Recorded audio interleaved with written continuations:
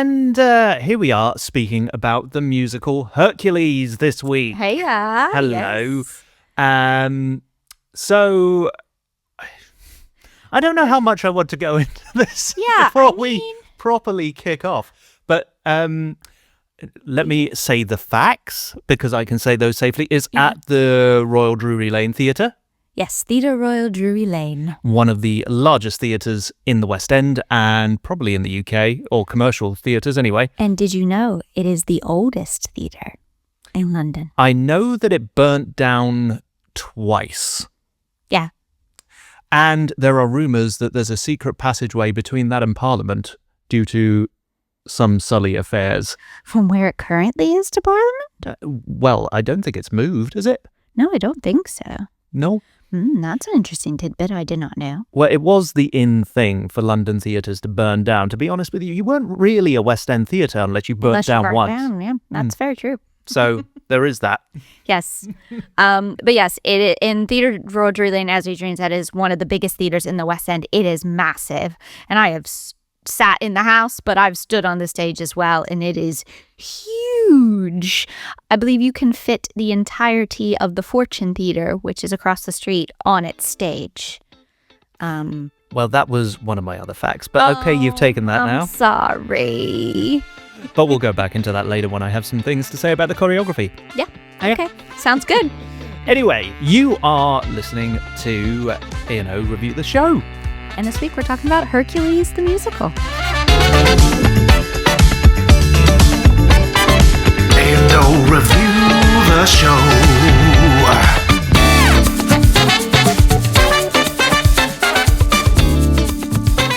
And we'll start off again with the story, but this is Hercules, so hopefully most of you should have seen it by now. I'm probably one of the few off that list, but we'll talk about that later.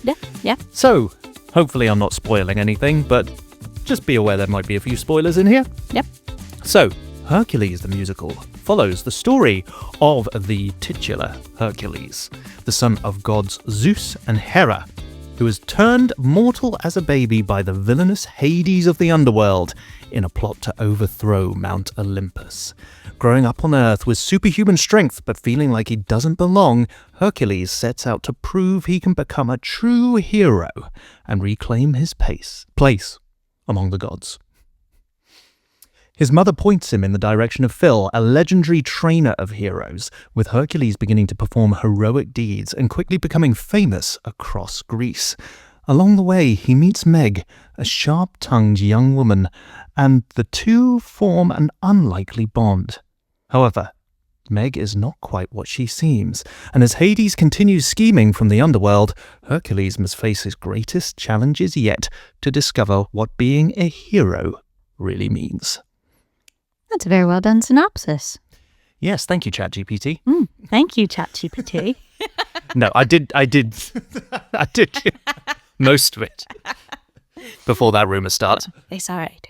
We all use a little help from AI. Do we? I don't know. Anyway. I feel like the show probably could have done with some help from AI, but anyway, kicking into this. Yeesh, okay. Tell us how you really feel.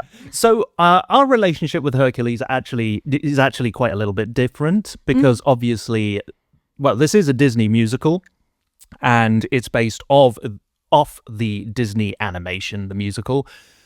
But I believe I hadn't seen it up until last year. Yeah, I think so. It really kind of passed me by. I did watch some Disney classics, but I mean classics and basically stuff from the 90s onwards when you only have 5 terrestrial television channels in your household. You just didn't see the new stuff unless it came out on VHS and it just happened to be lent to you. Well, not while I was growing up anyway. And I had no real desire to see it because the music was okay, but it was one of those The Chosen One stories, and they're not really my bag. Okay. Yep. I have been a big fan of the movie. I loved the movie. It came out in 1997. So I was 5 going on 6. And definitely felt like for me the kind of last of that golden era of Disney for me, you know, the Beauty and the Beast, the Little Mermaid, the Aladdin, the Lion King, like the last of kind of that era of it. So I was really excited to see this. I thought it had all the makings to be a great show.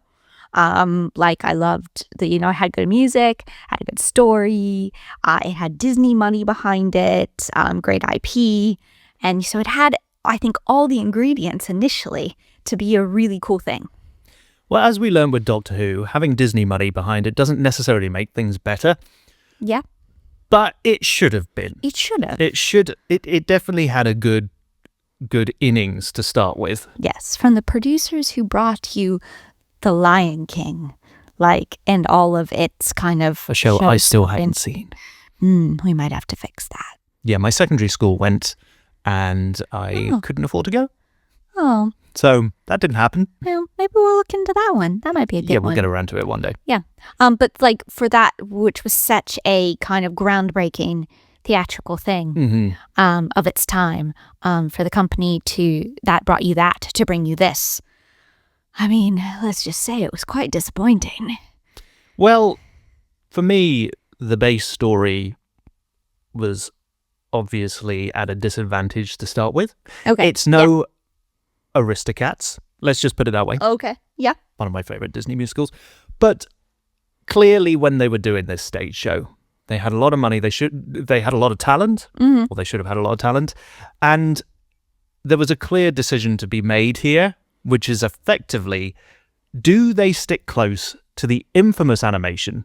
Because even though I didn't think much of it and I hadn't seen it up until recently, you can't deny that it was a big film. A lot of people know it. Yep. Or do they do something specifically fitted to the stage, a la, from what I understand, The Lion King, which is radically different from the animation because, well, you've got all of the puppetry involved. Yes, yeah. And, well, obviously the music and the story is the same, but what I'm saying is the style. Yes, I understand what you mean. And here, they ended up kind of doing both. And neither very well. Yeah. So that was an interesting choice. It was an interesting choice. What did you think of kind of the story and how it played out? Well, the story was very similar to Yes. the original Disney animation, and I'm sure also, and here's my ignorance of Greek stories and tragedies, sure is similar to the source material as the animation was anyway. Yes. Let's put it that way. Yeah. Yes. So, yeah, it was Disney's Hercules. Yeah. I don't know how better to put that. Yeah. But the characterization, Yeah. it was a bit questionable. Okay. Yeah. There were a few standouts. Okay. And this is the thing. So I'm not necessarily saying that being too close to the animation is a bad thing, or being too close to being something radically different from the stage is a bad thing. But when you've got this weird mix where it doesn't feel like there's any sort of, or not significant enough directorship to steer in a certain direction, Yeah. it feels a bit messy. Yeah. Because, like, for instance, one of my favorite characters on the stage, who also sings my favorite and only personally standout song for the musical, which we'll get to later, Meg, was very strong. Yeah. And I believe she was played by an understudy. Yes. In our viewing anyway. Rianne Aline? Okay. Alen? Well done, Rianne. And I wouldn't say that her characterization was all that different from the animation. And that's because the animation played her relatively straight. Yes. On the other hand, you've then got characters such as Hades from the Underworld, who basically picks up a lot of the slack because he hasn't got any of the, was it soothsayers? No, not soothsayers. The Fates. The Fates. Yes, the Fates, which are in the movie, are not in the musical as characters. He doubles up. Yes. Effectively. Now, he plays it, I think, quite differently from the animation. Agreed. He plays it quite camp and outrageous. And that works. Like, in my opinion, that works.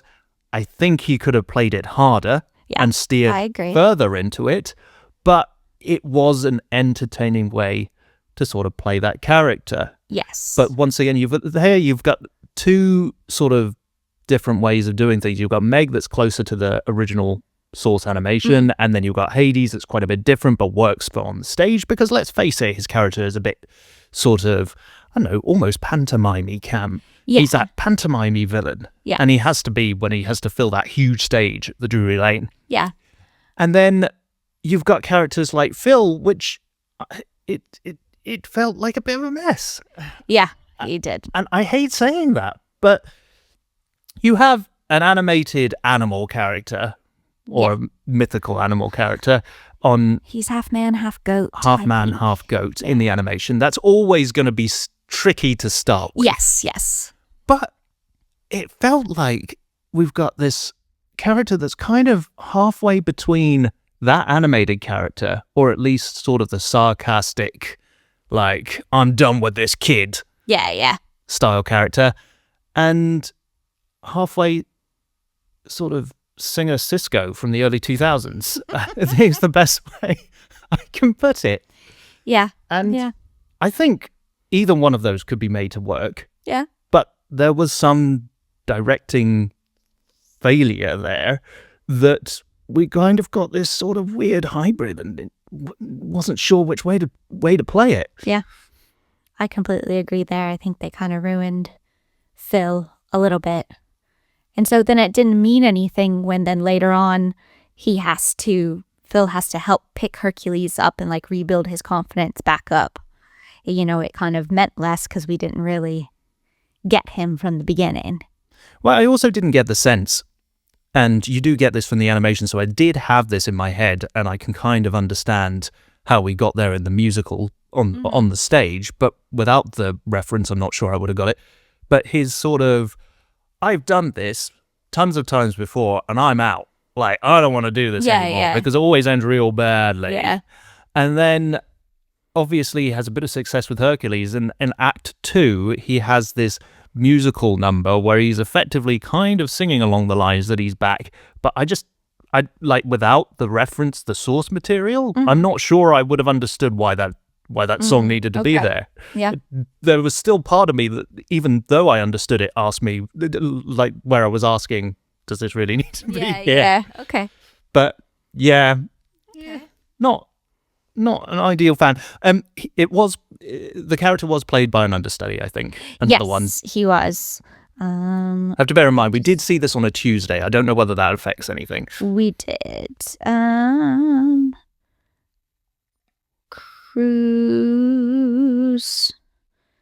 Where is it? Cruz Troy Hunter is who we saw. Excellent, Cruz. You gave an excellent performance. I think our issue stemmed from... Yeah, I don't think it was anything to do with the performance. No. So in terms of the actor, he sang well, he projected well, he had a bit of animation about him. Yeah. On the stage. It's just the sort of directing of that character, it just felt a bit uneasy. Yeah.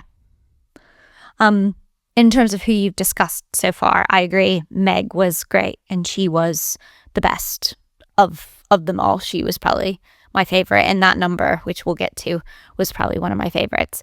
I agree Hades was really good. I agree he could have gone further. And thinking back on it, I think it was a wise choice to make him different, because the guy who played Hades in the film, James Woods, is a very famous voice actor, and he has a very distinct voice and style. So I think trying to just replicate James Woods' portrayal from the film actually wouldn't have worked very well. So I think it was a good steer for the actor who played him to do something different, which was Stephen Carlisle. Excellent job, Stephen. He played a perfect panto baddie. That he did. And it was necessary in that musical. Yeah. And I agree, they ruined Phil. That was my note. Okay. They ruined him.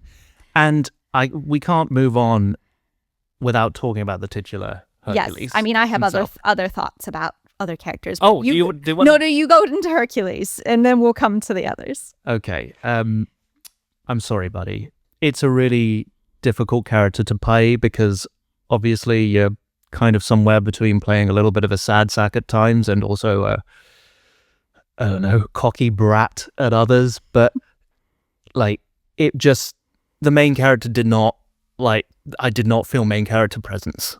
He had no riz. The Riz was in deficit that Was night. lacking. And also, once again, actually, no, I'm going to save this for the choreography because it's more of a choreography point. You continue. Okay. The biggest issue, obviously, with the main character being like that and perhaps underdeveloped throughout the entire sort of stage show is that the turn that Meg does later on, where she's basically going, oh yeah, he's sort of the cocky best thing since sliced bread person, yeah, whatever. Oh, actually, you know what, I do love him, and actually I'm going to help him even though I've sold my soul to Hades and there's big issues with all of that. Yeah, that turn just felt like it came out of nowhere. We basically went into one scene where she hated him and came out where she loved him, and I'm not entirely sure where that turn came from because I definitely didn't get the progression there from one to the other. It makes the nickname she gives him, Wonder Boy, not mean quite as much. But yeah, no, I get you there. I mean, the other notes I had on that were Zeus was quite static. He was very kind of, just very much a god, and he just felt like he only... Zeus was a forgotten character. Yeah. He wasn't really like as prominent as he normally is in the story. I almost forgot he existed for parts of the show. Yeah. I loved the muses. I thought they were wonderful, and they have some of the best numbers in the show, but I felt they were really underutilized in this production. So the muses were excellent. And to be fair, the music generally and the singing was great. Oh, yeah, absolutely. But they weren't used in a particularly good way. They were just there. They could have been used... Sorry. Well, I was about to say they could have been used as narrators. That's what I was going to say. Were almost meddling a little bit. You can see... When I was thinking about this, I was thinking about the television show Schmigadoon and Schmicago in the second series, where obviously they're sort of hamming up and satirizing these tropes of musicals, where you have the narrator that is omniscient, kind of knows what's going on, but is also kind of slightly meddling around and, you know, unlocking locks that shouldn't be locked or pushing characters together that probably wouldn't have been pushed together if he wasn't there. Yeah. The muses could have been doing a bit of that because they get that. That's what they feel like they should be doing. Yeah, and they absolutely could have played that with the audience and to the audience a bit more. And I mean, we'll come on to this. You get a teensy tiny bit of it in I Won't Say I'm in Love. But like that was a very small amount compared to what could have been. And then my real big bugbear is they ruined Pain and Panic, which for those of you who may remember the film. Phil and Charles. Bob and Charles. Bob and Charles. Sorry, yes. Not Phil. So in the film, Hades has two little demon guys, Pain and Panic, who are his minions, who do his bidding and, you know, are tasked with the responsibility of killing Hercules and don't finish the job, which is how Hercules grows up on Earth with superhuman strength and so on and so forth. And they're this beautiful duo of comedic relief that you just love to watch in the film. And I get they're demons, they're mythical creatures, so again, hard to adapt them to the stage, but they're changed to underworld underlings who seem human for the most part that I can tell, named Bob and Charles. And unfortunately, Bob and Charles do not hit the same way that Pain and Panic do. And they did give it their best. They were did. A comedic duo. They were. It just made you wonder why there was quite so much focus on these characters, and also a big deal about how they become turncoats. Yeah. Towards the end, and seems to come out of no. I don't see that anything in their situation has changed for them to turncoat. Yeah. They're treated badly, but they were also being treated badly when they were doing all of this stuff for Hades. So, yeah. Bring back Pain and Panic. I don't mind you, Bob and Charles, but All right, well, needs a bit more development. agree to disagree. And going on to the musical Yes. notes that you have, Mm-hmm. I will like to say that the orchestra were once again fantastic. And one of these days we will actually have the names of the musical directors. So we can give them a Yes, little we bit of should have credit that. or a little bit of shade. But in this instance, credit. Yeah. And also the singing from the cast and all of that was stellar, particularly the Muses, which obviously carries quite a sort of soulful soundtrack Yes. of Hercules. Unfortunately, the Muses were still underutilized. Yep, but they sounded good. But they sounded good. And there weren't really any surprises for me, other than perhaps, why did Bob and Charles need a number near the act of bigger Oh, act? I do not know. I do not know. I didn't understand why that was there. Yep. It was a little bit like, let's give these characters a number. And they got one. Yeah. So, yeah. And the only other thing that I want to say about it all is, I won't say I'm in love is still the only real number that sticks out to me in Hercules and still was nailed in the stage show. Yep. It was the best number. It was my favorite number in the show. The Muses songs, Gospel Truth, Zero to Hero, A Star is Born, were also excellent. Just didn't hit quite as well as I Won't Say I'm in Love. And Go the Distance, which I normally like, but it was fine. And yeah, I think we're going to come on to choreography and things like that, but I think I Won't Say I'm in Love was probably the best staged number in the show. The way the number played out, I think it was the best. The other thing I'll say about the music is, did you know? Just a little did you know? I did not. That the score is by Alan Menken. Great score. And he is responsible for an impressive list of Disney films and musicals, some of which are obviously the 90s golden era, but some of which are things that you quite like, such as Enchanted. Yeah, Enchanted is all right. Yeah. Tangled? It's okay. Okay. All right. Little Shop of Horrors. Yeah, you've lost me there. Oh. You don't like Little Shop of Horrors? I think you've mislabeled me in terms of some of the people that like the golden age of 90s Disney music. I didn't list any of the golden age ones. Enchanted was 2007. Yeah, but you said golden age and 90s together. Okay. So, Sorry. yeah, he's done some good stuff. He's done some good stuff. I Not all wanted my cup of to tea, but yeah, it's good stuff. pay tribute to his impressive Career. Career. Oh, he's clearly on the Disney payroll there. Yeah, clearly. And moving on to the choreography set and costumes. Costumes, yeah. I don't have too much to say about the costumes. Do you? No, I think the only thing I wrote was they all had beautiful gold costumes at the end, but what was frustrating about that is you couldn't remember who anyone was. You couldn't tell who they were. It's a family show that also is meant to bring in kids. Keep the colours. It helps people discern the characters, particularly the ones that are only on for a few minutes at a time. Yeah. So that's a big hint. Yeah. But you had thoughts about the set and the staging and some of the choreography. Well, this goes back to the theatre. Okay. So, the Royal Drury Lane stage is big. Yeah. She stole my fact earlier, but the theatre across the road, the Fortune Theatre, the entire theatre can fit on just that stage alone. Yeah. And it felt empty. It did. Most of the time. Yep. Now, it's really difficult because it is a large stage, but because of that, you've got to fill it. And when you have Disney money and Disney talent, you expect them to be able to fill it. Yep. And apart from one or two few occasions, it felt pretty dead and it felt pretty empty. Yeah. And weirdly, a bit light on set, I think. Yeah. They relied quite a lot on just flat standard projection on the back screen. Nothing particularly special about the projection. Yeah, not even anything like spectacular with the projections. Yeah, they weren't doing any trickiness of it or, 3D mapping or, I don't know, all of the other fancy things that you can do on stage.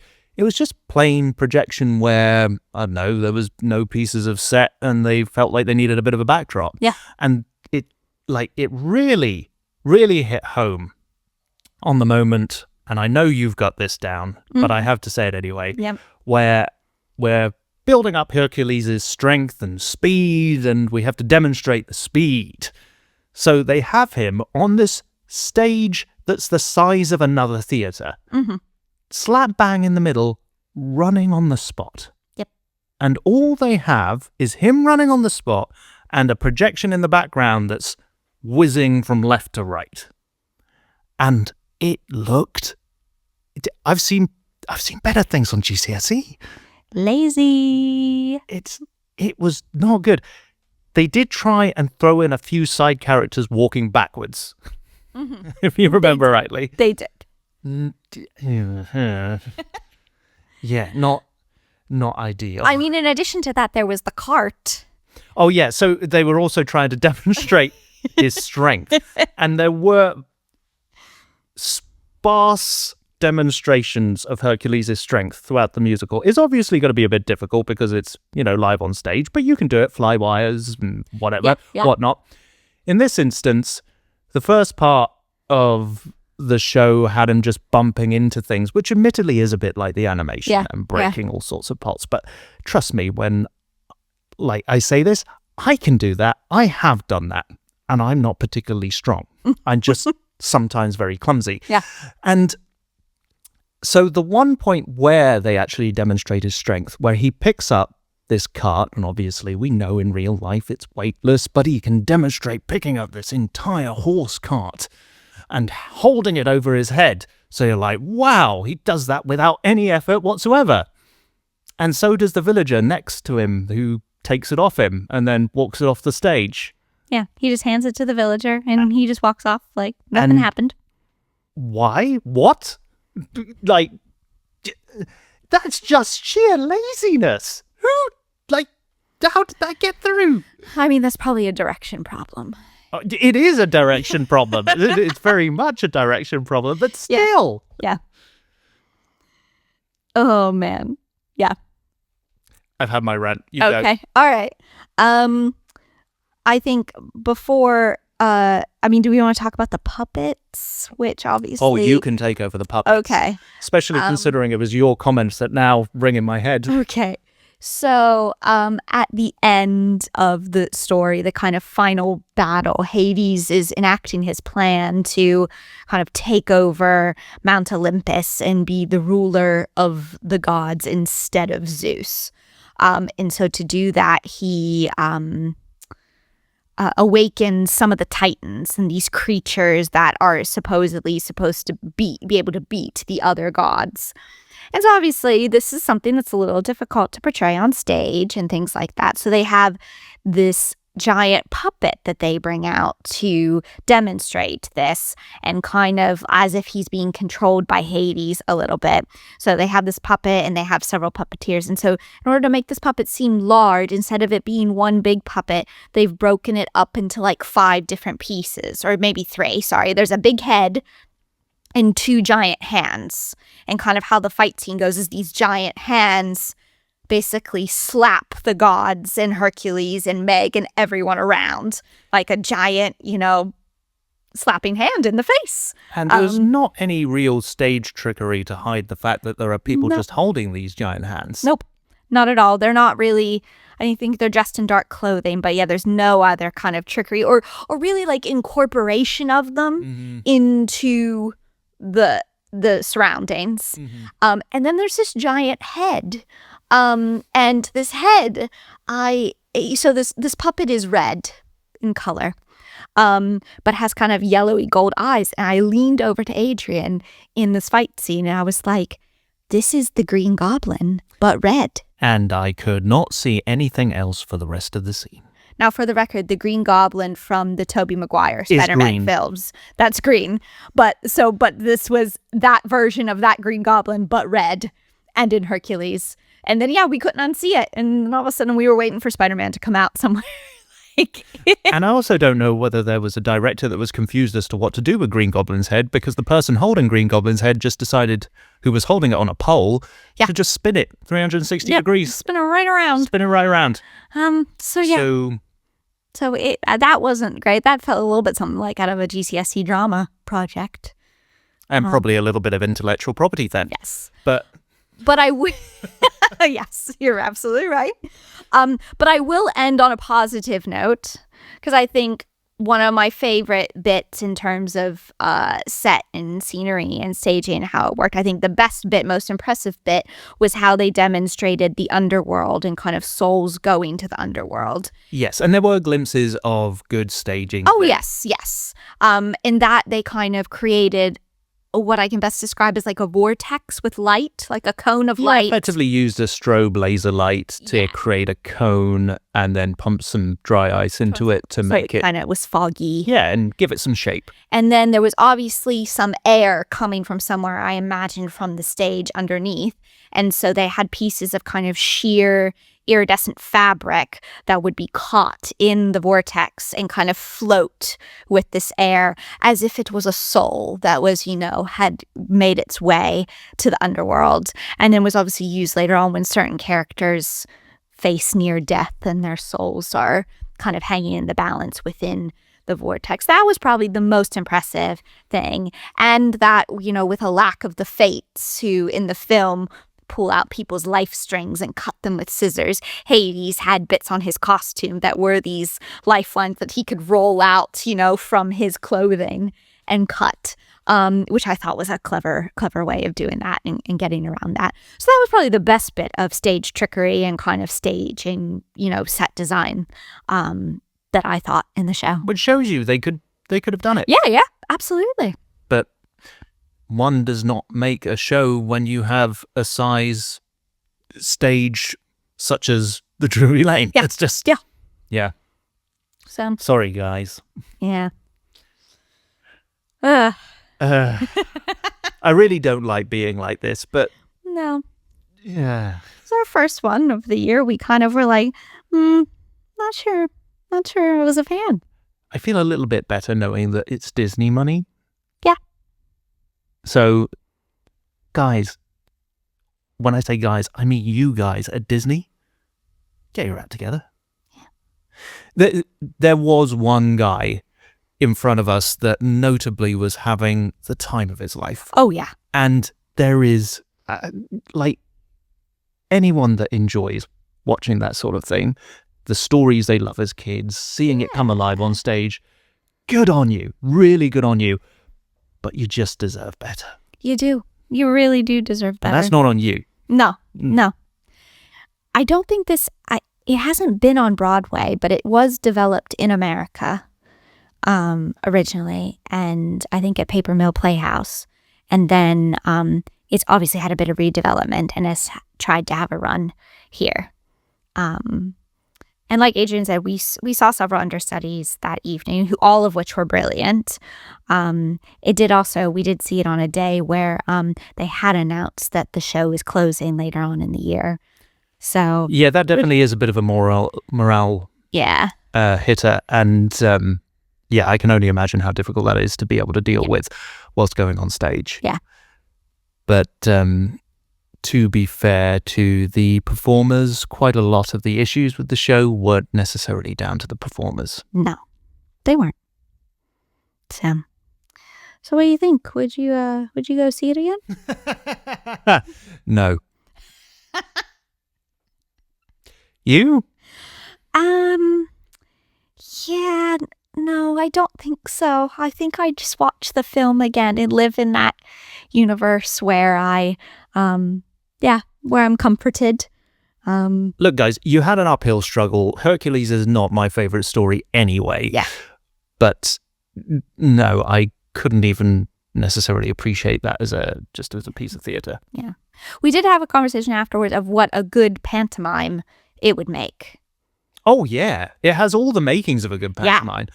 And maybe we should steer into that skit. That's where Hades comes in. Yeah. The guy that plays Hades really plays him as that sort of character. And it works. It's a family show that is conducive to kids. And that that could really work. It also adds a bit more of the humor back in. Mm-hmm. Like, Hercules as a character is a bit drab. Mm-hmm. Like, okay, he's Wonder Boy. I feel very much like Meg. Yeah, He's Wonder Boy. Everybody loves him. He's strong and cool. Now, what about him? Yeah. Gods just aren't interesting on their own as gods. Yeah. You need a bit of that humor underneath with it. So, yeah. He's not even particularly a flawed character, is he? He's just like perfect Wonder Boy. Yeah. Yeah. There you go. Sorry, Hercules. Yep. And into a little bit of a sideline section. Okay. We explored fan fiction last time. Yep. But this time, I want a little bit more of Liv involvement. Oh. So, musicals in particular always tend to, have a little bit of liberty with the lyrics. We love our metaphors. We don't like to explain things plainly, clinically, because that doesn't make a good musical. Sure. And so we get these sort of beautiful lyrics that sound nice, pull at the heartstrings, make you feel happy, sad, remorseful, whatever. So, would you recognize them if they were rewritten in the form of Shakespeare? Oh. So I've given it a try, Okay. and I got a couple of Hercules numbers. A couple? Yeah. Oh, boy. One to get you warmed up, and you have to see if you can work it out. Okay. And I've tried to make it a bit more obvious towards the end if you don't. Okay. So what do I have to do? So, Oh, there's a guitar. it's a Shakespearean sonnet. Okay. Yes. So, Oh, so you're going to do them for me. no. Darn it. I didn't have enough time to do that, but I am going to read out what I wrote. Okay. So, first one. Excellent. Okay, I'm ready. Are you ready? Yeah. Blessed be my soul, young Hercules doth thrive. Though once he wandered lacking aim or trade, a clumsy youth whose strength did ill contrive, left shattered carts and pillars where he strayed. Do you want me to go on, or have you worked it out already? Is it 0 to hero? Yes, it's 0 to hero. Yeah. Okay. And my last more obvious paragraph would have been, from 0 to hero, now behold his rise, the proudest name beneath the Grecian skies. Once but a lad whom none would care to know, now greatest champion mortals ever know. Ooh. Yeah, that's This is a great game. yeah. I'm here for this. I think Shakespeare would be proud. Yeah. Okay. Another? Another. I've got one more. Okay. And then we'll let you go. In love? Good heavens, what a jest is this! The notion is absurd beyond belief. I've learned full well what mischief lies in bliss. Such matters bring but sorrow, pain, and grief. I won't say I'm in love. Yeah, you're too good at this. Those are excellent. Well done. She will not say she feels her heart thus move. She will not speak the words we know are true. Though Megara protests what we can prove, her eyes confess what lips refuse to do. For though she swears her heart she will not prove, she will not say she's in love. Ugh. Swoon. That is a little bit less prepared than I would like. Normally I will have read these Shakespeare sonnets out loud before reading them first time properly, but only had chance to write them. So I always dreamed of a man who would read me a sonnet. about Wrote me a not sonnet. being in love. Very romantic. Very, very romantic. Well, that was an excellent surprise. Okay. I enjoyed that. Well, maybe we'll revisit this. Okay. The good part about Shakespeare is it can apply to standard theatre as well as musicals, but of course, true. with musicals, it's a bit easier because I can challenge you on the songs that you love to start with. Yes, test my knowledge. Yes. I like it. Probe it. Okay. And I think that's all I have to say on this. Yeah, I think This that's chapter. all. Yeah. So we saw Hercules. It wasn't our favorite, but can't win them all. Can't win them all. Yeah. And you know what? The guy in front seemed to have a good time, so maybe it's just us. Yep. Mm-hmm. See what you love. See So,